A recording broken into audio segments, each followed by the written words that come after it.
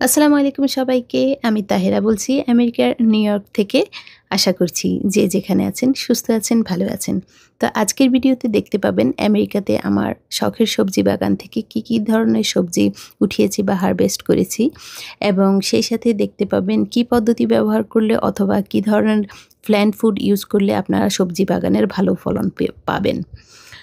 তো আমেরিকাতে দেখা যায় আমরা সবাই ঘরে বাইরে ব্যস্ত থাকি। তারপরেও এখানে সামার আসার পরে আমরা বাগান করার জন্য বিশেষ করে আমাদের ফ্রন্ট ইয়ারেও যদিও ফুলের বাগান করা হয়, ব্যাক ইয়ারে খালি জায়গা থাকলে আমরা যারা বাংলাদেশি তারা চেষ্টা করি সবজি বাগান করার জন্য। যেহেতু আমাদের যে দেশীয় সবজিগুলো এখানে অনেক সময় পাওয়া যায় না এবং পেলেও এগুলো অনেক এক্সপেন্সিভ থাকে। তো সেক্ষেত্রে আমরা বাড়ির ব্যাক ইয়ার্ডে সবজি বাগান করার জন্য অনেক আগ্রহী থাকি। যদিও এখানে সবজি বাগান করা একটা কষ্টসাধ্য কাজ। আসলে দেখা যায় এগুলো নিয়মিত আগাছা পরিষ্কার করা লাগে, তারপরে পানি দেওয়া লাগে অথবা কীটপতঙ্গ যাতে না হয় সেজন্য খেয়াল রাখতে হয়। তারপরেও আলহামদুলিল্লাহ আমরা নিজ হাতেই সবজিগুলা লাগাই বা অর্গানিকভাবে আমরা এই সবজিগুলা পেয়ে থাকি। সেটা একটা আমাদের অনেকটা আনন্দের ব্যাপার। তাছাড়া আমরা প্রতিবেশী এবং আমাদের রিলেটিভসদের মাঝে এগুলো সামটাইম বিলিয়ে দিই। তো সেটা একটা আনন্দের বিষয়। তো আমি অনেক ধরনেরই সবজি করেছি। এর মধ্যে কয়েক প্রকারের টমেটো করেছি। এই টমেটোগুলো অনেকটা ব্রাউন আকৃতির। এগুলা পাকার পরেও এই ব্রাউন আকৃতির। আর তাছাড়া অনেক রকমের মরিচ গাছ করেছি। তার মধ্যে অনেক ধরনের ক্যাপসিকাম করেছি ৩ রকমের। তবে সবুজ ক্যাপসিকামটাই ভালো হয়েছে।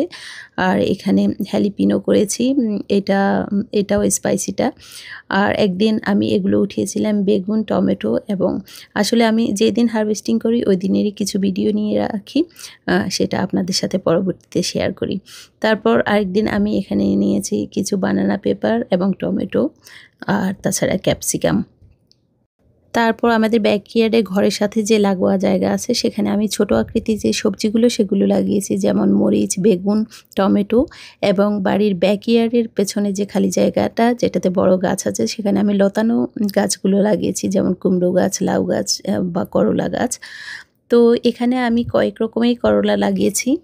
এর মধ্যে এগুলো হচ্ছে ছোট আকৃতির যে করলাগুলো সেগুলো। এছাড়াও আমি করলা গাছের ঝাঁকের নিচে আমি লাগিয়েছি কিছু পাট শাক, মূলা শাক এরকম।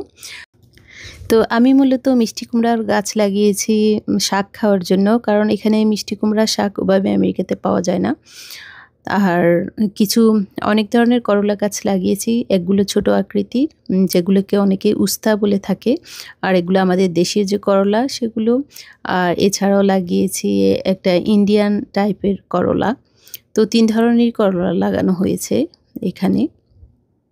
আর তাছাড়া ঝিঙা, চিচিঙ্গা এবং ধুন্দুল তিনোটাই লাগানো হয়েছে। তবে ঝিঙা এবং চিচিঙ্গা হয়েছে, ধুন্দুলের ফলনটা হয় নাই। মনে হয় এখানে ওভাবে হবেও না। আর তাছাড়া শসা গাছ লাগিয়েছি কয়েক রকমের। শসাগুলোরও ফলন মোটামুটি ভালো হয়েছে আলহামদুলিল্লাহ। তো এখানে দেখতে পাচ্ছেন ঝিঙা। তো আমি অনেক সময় ঝিঙা, চিচিঙ্গা এগুলো মধ্যে কনফিউজড হয়ে যাই। এটা ঝিঙা। তাছাড়া চিচিঙ্গা গাছে চিচিঙ্গাও হয়েছে। এছাড়া আমি এক কর্নারে মূলা শাক গাছ লাগিয়েছি এবং কিছু মূলা গাছও লাগিয়েছি। তবে এগুলোও দেখা গেছে সবগুলোর মধ্যে কিছুদিনের মধ্যেই ফুল চলে এসেছে। তো সেজন্য এগুলো উঠিয়ে ফেলবো। কিছু শাক নিয়েছি। আর যেই লাল আলু শাক কর্নারে লাগিয়েছি সেগুলোর পাতাগুলো অনেক বড় হয়ে গেছে। তো দেখতে দেখতে আমরা ভিডিওর শেষ পর্যায়ে চলে এসেছি। তো আশা করছি ভিডিওটি আপনাদের ভালো লেগেছে। কোনো ধরনের প্রশ্ন থাকলে সেটা কমেন্টের মাধ্যমে জানাতে পারেন। সবাই ভালো থাকবেন, সুস্থ থাকবেন। আল্লাহ হাফেজ।